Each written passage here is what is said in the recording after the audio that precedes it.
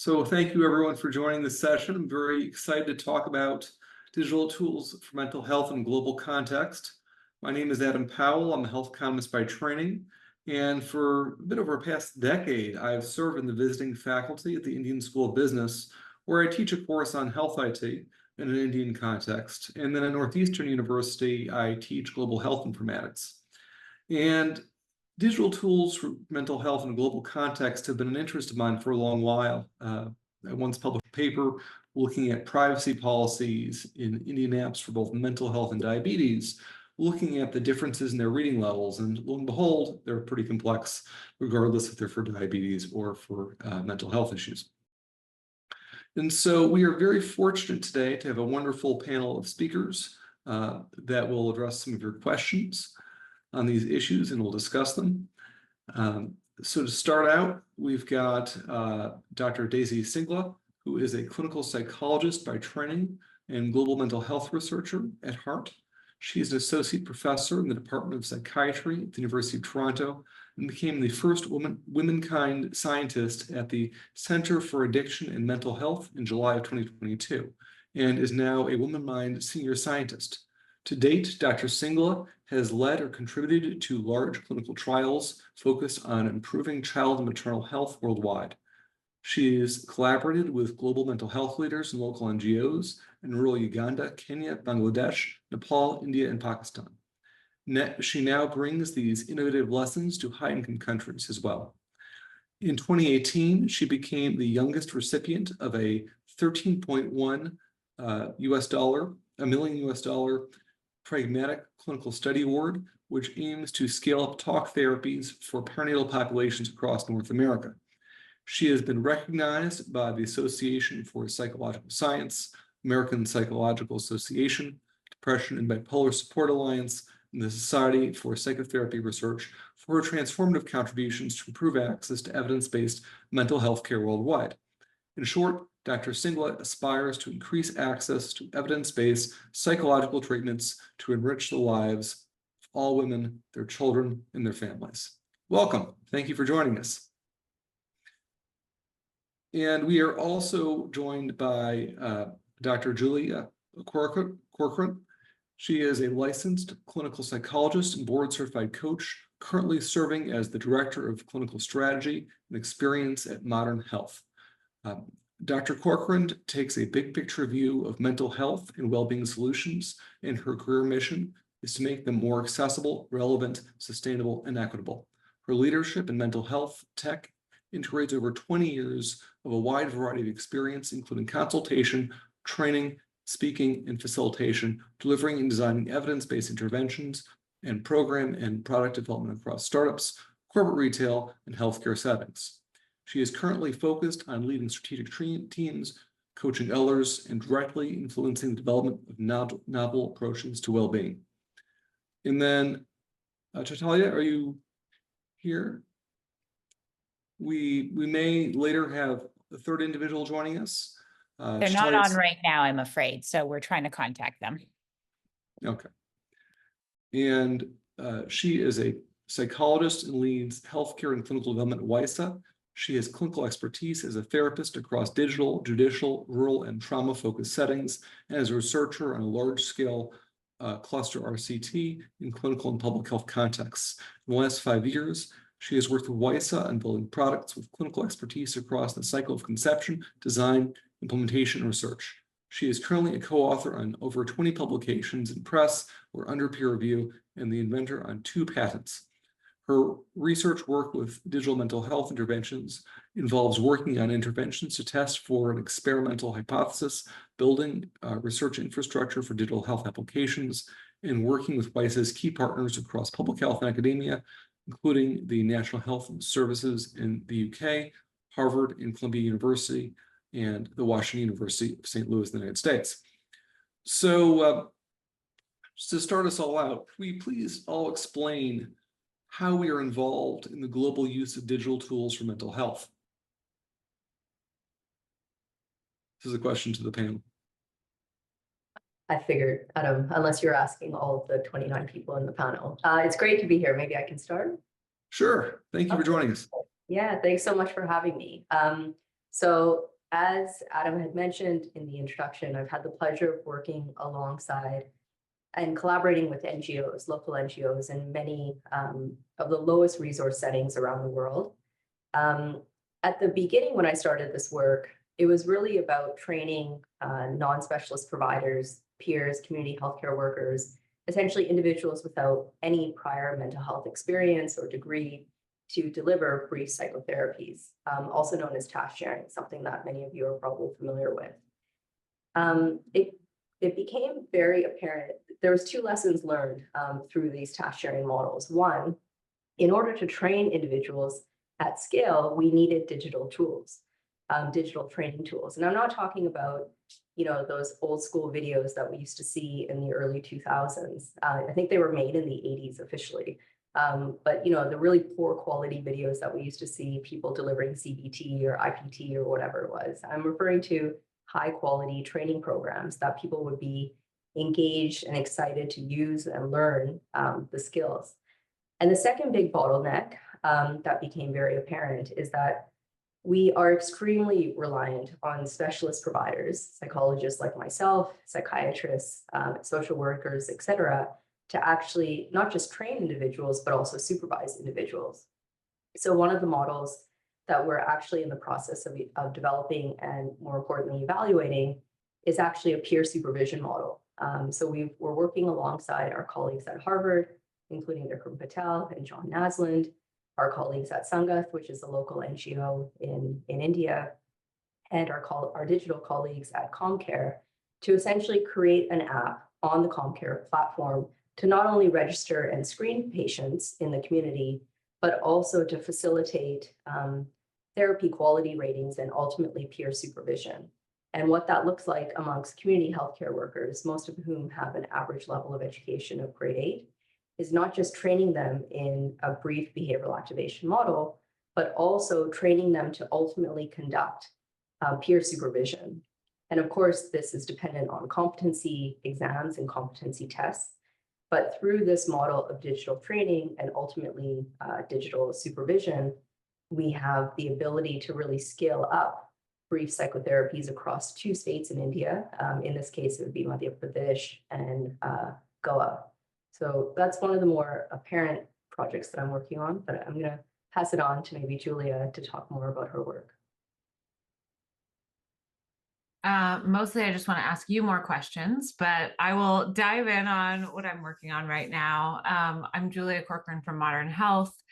And right now where my focus and Modern Health's focus is, or I shouldn't even say right now, from the beginning, we wanted to build a global solution. We sell to employers this mental health benefit. And we really wanted to be able to reach global employers and offer them an equitable benefit across their entire employee population, which of course across health can be quite difficult. So this has been a challenge that we've taken on from the very beginning. And what that has meant is building a provider network. So our therapists, our coaches across the globe, and doing that in a way that then allows us to get really culturally centered mental health services out to people exactly where they are in a way that feels really relevant for them. And it also means we have an app full of digital content, so programs, meditations, all sorts of things that we're offering. Not only do we build those thinking about how can we build things that are going to be broadly applicable, but then how do we not just, Google Translate something, but actually translate it in a way that's culturally centered? So thinking about, the context that we are housed within in people's lives, so that we're not coming across as really tone deaf or, offering things that are just not relevant to folks. So we're always thinking about how can we build something that's easy for us to scale out across the globe, because we have this very global member base, and do that in a way that feels very centered and relevant to each member. So that's kind of our challenge in a nutshell right now, and what I spend a lot of my time working on. Wonderful. Well, thank you both for sharing your experiences. Could you provide some examples of how you might be using different strategies to address global mental health challenges using digital tools outside of North America versus inside of North America? And the reason why I'm using the word North America here is because we already have an international panel. We've got someone in the United States and someone in Canada. Julia, do you want to go first? I can dive in first and then hand it over to you. One of the things that I think most of us at Modern Health are most proud of, and was developed by actually another speaker at this conference, Dr. Jessica Jackson, who used to help us out at Modern Health. Our Global Inclusion Council is a committee made up of providers, modern health providers all over the world. And each year we refresh that council. So it's new providers each year. And this is a council that we can then call upon and say, you know, we're trying to develop something maybe around substance use, or we're expanding into this language or region that we've really not touched before. We are, of course, a North American-based company. So we have all of our own biases and ideas about what mental health care should look like. And we want to make sure that we're really tapping into local experts. And this council is very specifically, we're looking for people who are experts in their own culture and also have awareness of cultural differences, nuances, you know, have thought deeply about things like, well, what does it look like to think about sexual orientation in other cultures, right? So they're not just experts in their own culture, but they also have that kind of bird's eye view. And that helps us get a really well-rounded idea of how we should be making things more culturally appropriate, more centered to each member. And one other thing I'll say here too is that this council, what we've learned is that they are all really, really excited to learn from each other. So when we have these calls, it's not just that they're sharing with us, but they're sharing with each other and kind of augmenting each other's learning. So it's been a really, really fun experience for us, and also just gives us this wealth of information about mental health around the world. And I'll hand it to you, Daisy. Thanks, Julia. So, yeah, like actually most of my career has been outside of North America. I only recently came back, so to speak, and I started my faculty position in January 2017. So up until that point, I had only really worked, except for clinically, in the Global South. And in the Global South, there are a few principles that I think are really important, one of which Julia has really touched on, which is stakeholder engagement. And I'm not talking about tokenism here. I don't think anyone would be sitting in this digital panel if that's where you thought we were going. It's really about authentic stakeholder engagement and most importantly, collaboration. So we have a phrase that we often use, which is nothing for us without us. And I learned really early on that in order to do the kind of work that we do, and whether you're a clinician, researcher, or both, that perspective taking that I think Julia elaborated on, again, whether we're doing research or clinical, is just so critical. And so any of the interventions that we've developed, any of the tools that we have tested, any of the publications that we have, it's really been from a patient-informed approach. And I know, Adam, you asked about outside of North America, but being able to bring those lessons of collaboration, stakeholder engagement, authentic stakeholder engagement to the table has only made the research that much more exciting and actually that much more successful. Definitely. I think it's vital to include local individuals in producing anything. It's not merely translating, but really localizing. And one of the reasons why it's so necessary is there can be different conceptions of what mental illness is and how it manifests in different contexts. And so a particular mental illness may not quite be the exact same thing in a different context. Have you ever had to deal with differences in the manifestation of illness or the definitions of illnesses when localizing tools? Absolutely.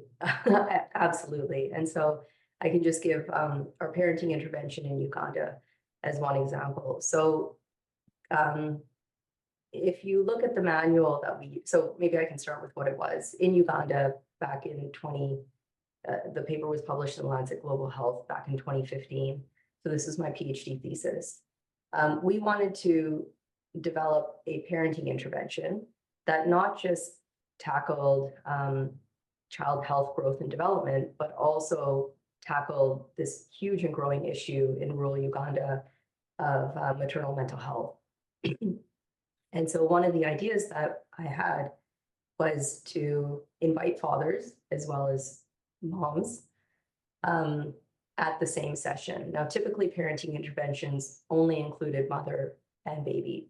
So just including fathers was really, really critical. But with regards to jargon, it was absolutely critical that we, first of all, of course, collaboration and working with our local partners, but also you won't find once that we use the word depression or that we use the word anxiety. I mean, there were talks about headaches, and we know that individuals who from certain cultures tend to focus more on the somatic symptoms, but rather than focusing on depression or anxiety, what became really clear was to focus on love and respect.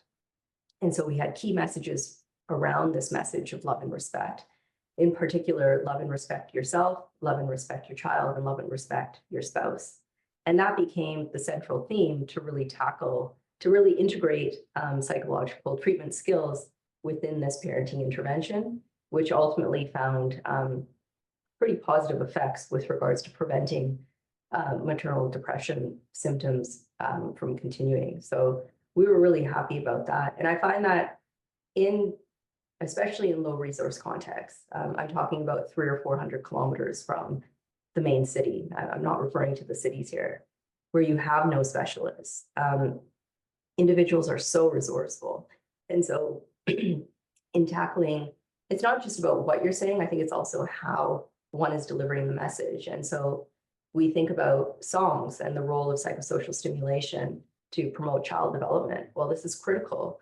And one thing we definitely know working in Eastern Africa is that individuals are really good at coming up with songs and coming up with relevant songs to promote psychosocial stimulation. And we now see those lessons again being implemented in North America with, for example, the Lullaby Project and others.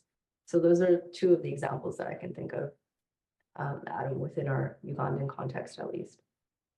Oh, wonderful. Thank you for sharing them. Dr. Again, now I just want to dig in and ask questions, but I will give my own examples. You know, what occurs to me in my role, we're really lucky to have this provider network that is locally situated. So it's in some ways very easy for me to say, do whatever is the right thing in your context for your cultural situation. You tell me what's going to work best and how we're going to serve our members best here. So that also really frees us up to make things pretty flexible and easy. But what we have to do before we get to that point is think about who are the right providers to make sure that they understand, you know, what are the cultural nuances here? Am I practicing in a way that's going to meet this local population's needs? And again, you know, coming from this Western perspective, I have an idea about what evidence-based care is. I cannot apply that exact same rubric that I'm going to use for a psychologist in California as, you know, Uganda, for example. So we've also tried to work really hard to make sure we're talking to experts around the world to even develop, like, what are those vetting criteria? What are we looking for? What are the terms? What are the practices? What are we going to screen for that shows us high quality in that place with that population?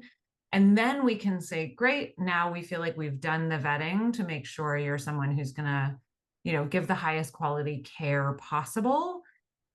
You do what you think is best here. And then we can allow them to be really flexible and meet a member's needs, you know, on the fly as they show up in that situation, that coaching or therapeutic relationship.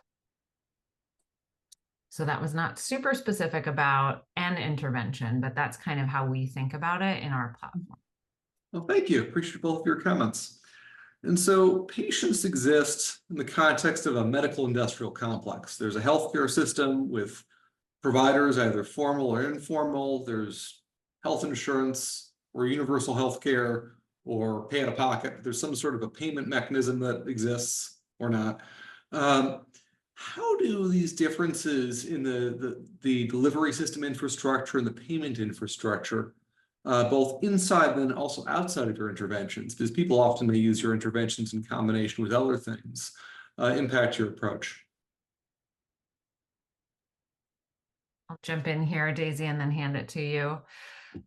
We think about this from a couple different perspectives. Adam, you're absolutely right that, there are places where, like the United States, it can be really hard to find a therapist or a psychiatrist, even harder to find one that's locally based who meets my needs. All of those things can be really, really complex in some places, and in other places, there's more of a universal healthcare system, and that's not a concern at all. So we're always thinking about, where are the unmet needs? Let's build there first and figure out, good ways to meet those needs. And then we can expand and offer those things in places where it might be much easier to find that kind of provider, but we still want people to be able to come to us and find that service, that kind of care. So we usually start with where's the unmet need and try from there. And then the other thing too, I'll come back to our digital content. That's something that we do try to have just available to members across the globe. So, maybe you're not looking to see a one-on-one provider. You don't want to open up and talk to a random stranger, even if they are well-trained, right? That might not feel like the right thing for you. How can we make sure you still get some mental health services or care in some form that we have made, culturally relevant in your context that you can access at any time? So we're trying to think about it at a couple different levels and help people really access care in a way that feels right for them. Daisy, I heard you talking about, you may be nowhere near a city. You are not going to drive 300 kilometers to go see a therapist. What else can we offer you that's going to be relevant for your mental health that still feels like it's going to help you? So those are some of the ways we think about it. Thanks, Julia. Adam, do you mind just repeating the question? Sorry, I was so enthralled by what Julia said that I forgot what you said. Sure. So people exist in the context of a delivery system and a payment system, and it can differ between nations. I was wondering how differences in access to insurance versus having to pay out of pocket, differences in access to formalized versus informalized care impacts how you adapt interventions. Yeah, I think, Adam, what you're really highlighting and what Julia has already emphasized about unmet need, everything depends on context. So as much as we are reverse engineering lessons learned from, say, India or Pakistan or sub-Saharan Africa, I think I have to do this, okay? Vivian, you might want to mute yourself. I don't know you, but I'm referring to you by your first name. So see if we can do that. One moment. Let me see if I can. Oh, sorry, please continue. Apologies. No problem. Right. So I think context really, really matters. I mean, this is something that all the audience knows. And so when we wanted to train non-specialist providers, I know it's not the best term, but it's the term that we're currently using in the literature. So individuals with no formal experience or training in mental health care in North America, we were not going to get permissions to train peers and community healthcare workers to deliver psychotherapies. And so what we leveraged after doing a thorough review was to train nurses, midwives, and doulas. This is the PCORI funded trial in which we have just submitted our primary outcomes, but I'm embargoed. Anyways, we really leveraged the cadre of provider that would be suitable in that given context, not just from the healthcare system's perspective in terms of who could deliver those treatments, but also from a patient's perspective in terms of who would they most likely be able to see during their healthcare journey, in this case, pregnant and postpartum women. And so I think doing the kinds of needs assessments that I think, Julia, you were referring to is critical, because it simply will not be a one-size solution for everyone. I'm very convinced that based on our research and based on lots of people's research that peer-delivered models have a lot of potential. People keep talking about the unmet healthcare, the unmet need in healthcare systems and how we don't have enough people. But the reality is that we have more people on the planet today than ever before. And so we really need to leverage each other and our human potential to address this incredible gap in mental health care. And I think we can through this task sharing model. Definitely. I've seen companies like Inquisitive Health involve lay individuals in the care process and achieve good results. So we've talked a bit about the clinical infrastructure, the insurance infrastructure, but another piece of the puzzle is the technical infrastructure. So I've gotten to India every year for the past decade, and one of the things I've noticed is the evolution of Uber and its usage. And so, I don't know, circa 2016 or so, I'd use Uber, and the drivers would have Uber and would have smartphones, but would not have data plans.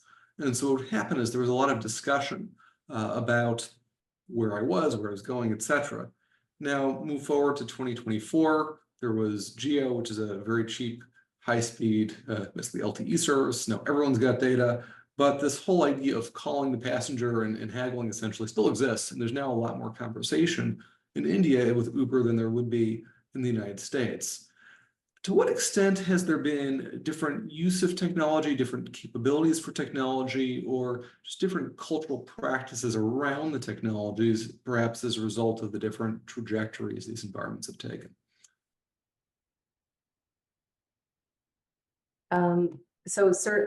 Yeah, and India is a place that I still work in. I think there's two factors that you're referring to, Adam, and I don't know if we would be having this conference. Well, maybe, because Bethany, you're always marvelous, but I feel like things have changed so much in the last 4 years, and people's openness to telemedicine, to audiovisual delivered therapy, for example, has completely transformed. I mean, when we first conceived our idea of comparing telemedicine delivered psychotherapy to in-person psychotherapy, we had offended a lot of clinicians. I mean, this is pre-pandemic. And then the pandemic hit, and it almost seemed like we couldn't go back, and we had to really consult with some bioethicists to return to that idea. So I think technology across the globe, regardless of what context you're in, has transformed. We know that most people have a cell phone now, but I think that there's some really important ethical questions to ask as well. For example, in my field of perinatal mental health of pregnant and postpartum women, does that phone actually belong to the mother? Or is she sharing it with her husband who might be monitoring her phone? So is it safe for her to take sessions? Or does it make more sense if someone doesn't have access to, for example, telemedicine delivered therapy, for them to, for us to actually deliver those sessions in person? So I think this sort of personalized medicine approach is going to be critical in all that we do, whether we deliver these things remotely or not. But I think access to technology has improved tremendously, especially in the lowest resource areas of the world. I mean, Adam, you're exact. Yes, Uber is much more reliable now than ever before in India. Thank you. This is a really top of mind question for us right now. By nature of, at a startup, you kind of start with folks who are ready to use the platform you've started with, right? So we started with employers who had global populations that mostly had good access to technology, lots of smartphone users, or, they have a laptop with a reliable internet connection and they can get to our web portal, right? So all of these things started out at a pretty even level. And as we've grown and expanded the kinds of employers, the kinds of employee populations, we've really had to think about, okay, now we need a dedicated phone line where you can call just because you need to reset your password or you need counseling right now in the moment and you need to speak to someone live and you need to do that in your language, right? So we've started to really dive into how do we meet people where they're at? Some people are not going to have a phone. Daisy, I totally hear you on that idea of like, is this a private phone? are we allowed to send you an email that says, thanks for attending your session? Who's looking at your inbox, right? All of these things we're starting to think more and more about as we're expanding. So this is really, really top of mind. And I actually don't have a lot of great answers about how we expand. Right now, we're very solidly set on, smartphones. We have a web presence that's really easy to access. We're expanding into phone and have seen a lot of success having the phone line, but also thinking about folks, do we just need an on-site provider at that person's work site, right? All of these things are starting to become more and more present. And then Daisy, we also think a lot about this idea of peer support. For us right now, that's with our coaches who are well-trained, but not all the way to licensed therapists, counselors, psychiatrists, right?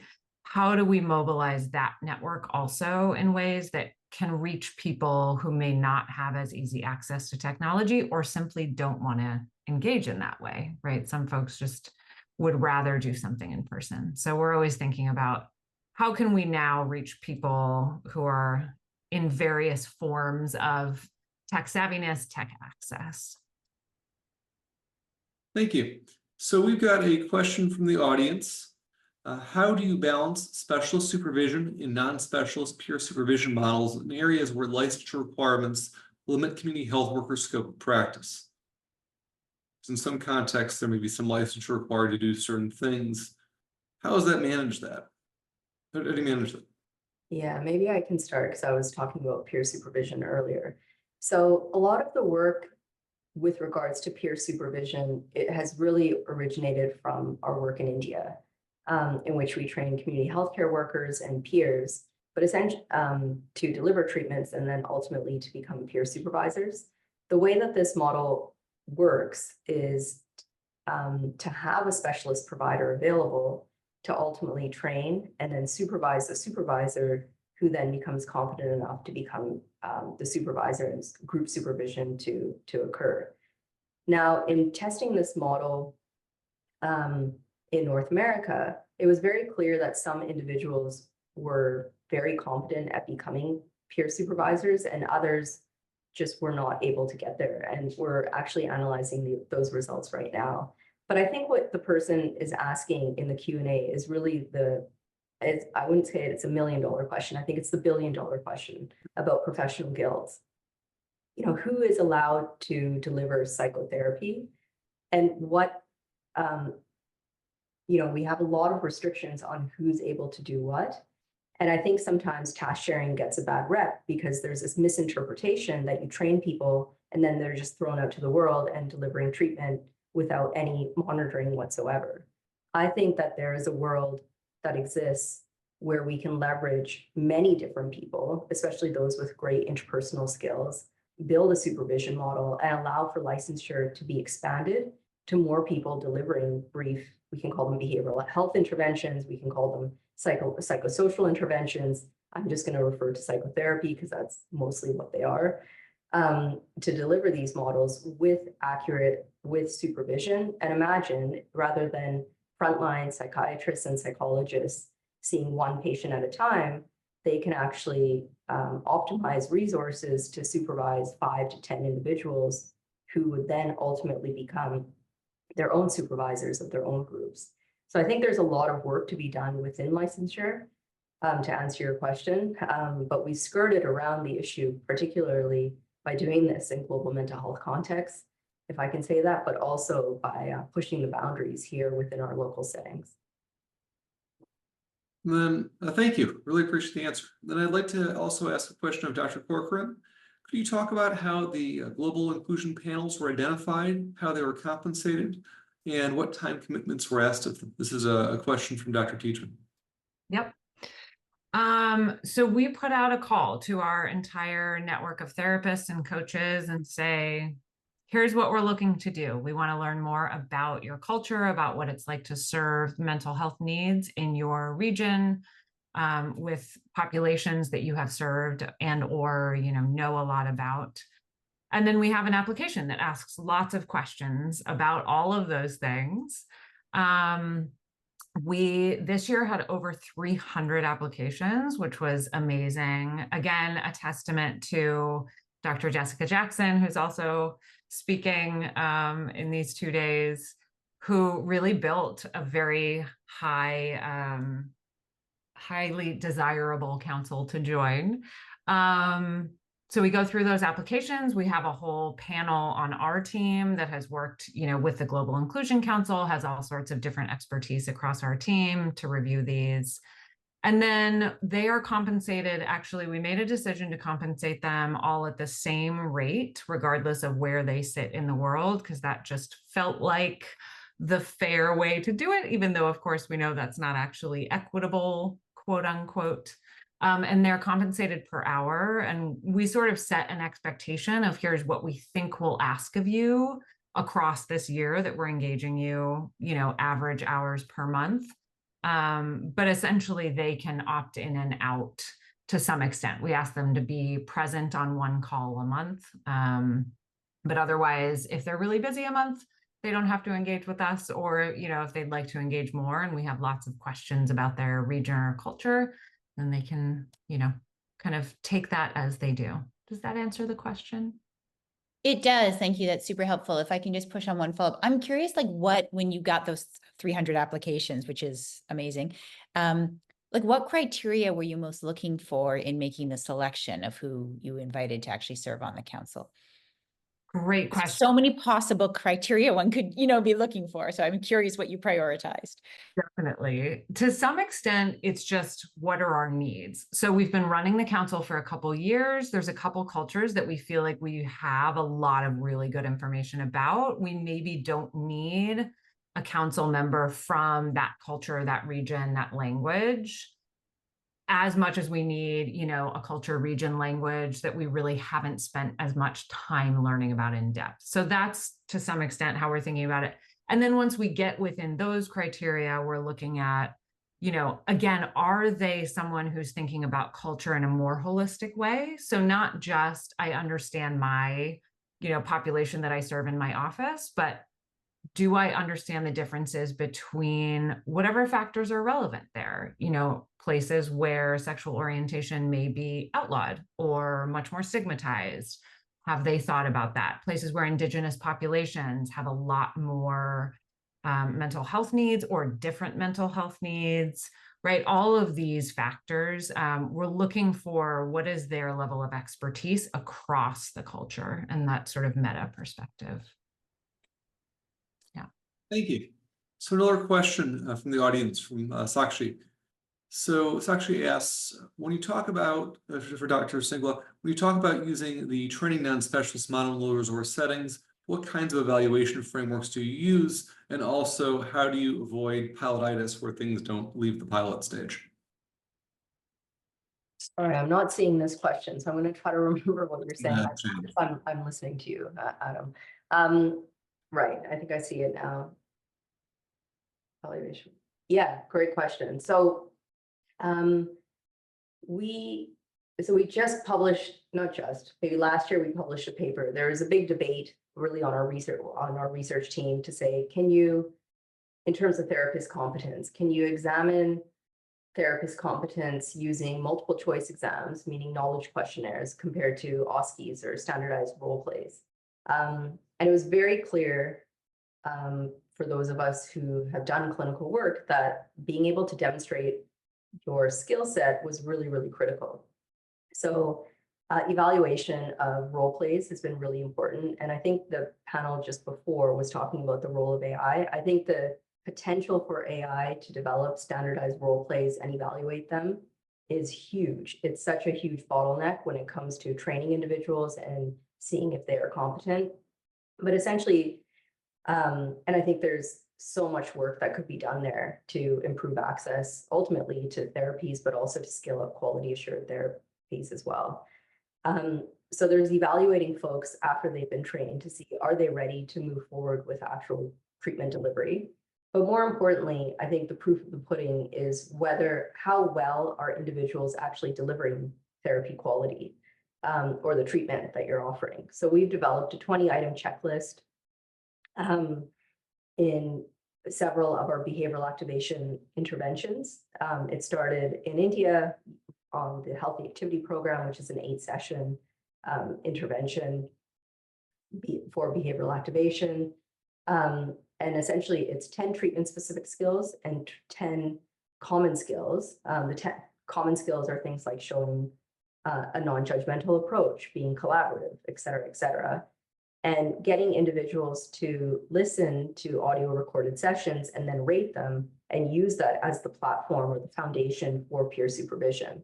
And that way it's not just based on self-report, but it's really about learning from each other with regards to treatment sessions, having objective feedback, having more concrete feedback with regards to a tool.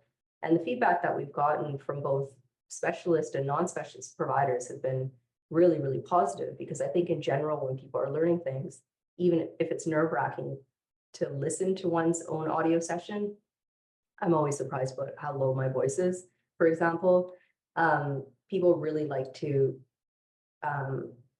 receive feedback from their peers, from an expert, in order to serve their patients better. I hope I answered the question, but there's a bunch of papers that we've written on therapy quality. Thank you. And I noticed that Dr. Corcoran also has raised her hand.